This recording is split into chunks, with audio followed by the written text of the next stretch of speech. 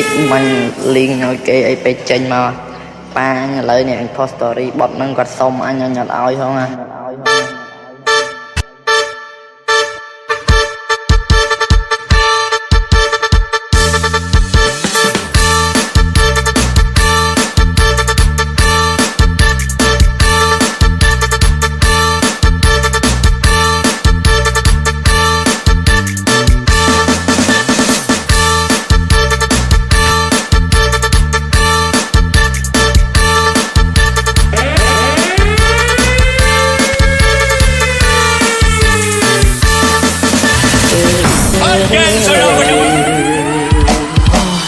ลูกชายบังเกิดเก่าอีหลีตัว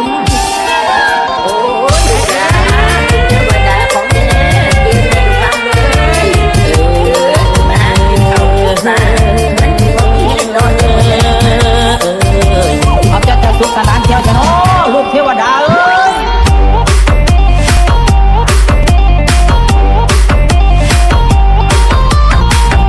Ladies and gentlemen, please welcome DJ Zenga on the mix.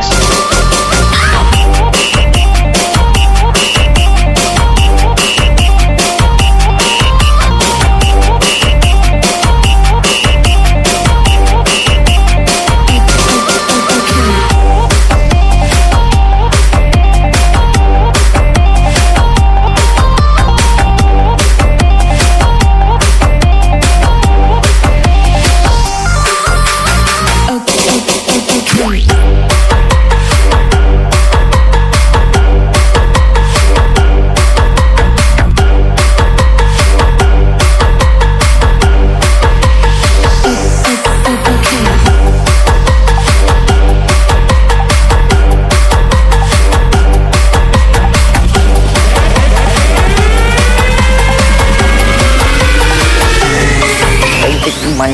ลิงโอเคไอไปเจนมาป้าเลยเนี่ยพอสตอรี่บทมันก็ส่งอันยังหยัดเอาใช่ไหม